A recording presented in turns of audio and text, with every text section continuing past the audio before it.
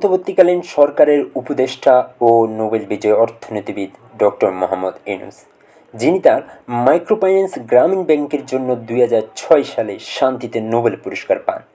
তবে বর্তমান বিশ্বে ডক্টর মোহাম্মদ ইউনূস খুবই আলোচিত একজন ব্যক্তিত্ব। আলোচনার মূল কেন্দ্রবিন্দু হলো তার 3-0 তত্ত্ব।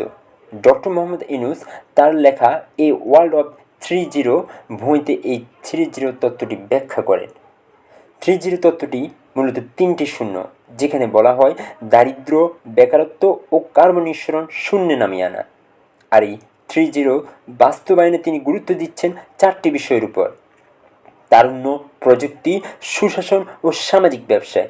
তার মতে ভালো চাকরি না খুঁজে উদ্যোক্তা তৈরিতে জোর দিতে হবে।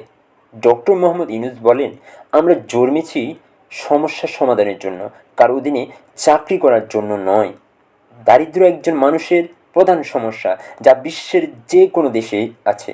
তবে বিশ্বের জন্য উন্নত যে দেশগুলো রয়েছে সেগুলো দারিদ্র্য দূরীকরণে কাজ করে যাচ্ছেন ভিন্ন উপায়ে। তারা কাজের বিভিন্ন ক্ষেত্রগুলো খুলে দিয়েছে, যে কেউ ইচ্ছে করলে তার দক্ষতা দিয়ে পেরিয়ে উঠতে পারে দারিদ্র্য বাধা।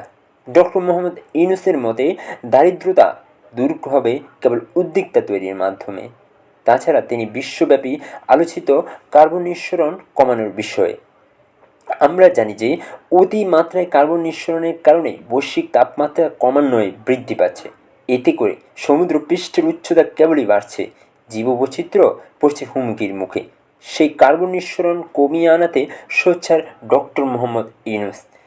নোবেল বিজয়ী ডক্টর মোহাম্মদ ইউনূসের মতে এসব কিছু বাস্তবায়ন করা সম্ভব কেবল তারুণ্য, প্রযুক্তি, সুশাসন ও সামাজিক ব্যবসায়।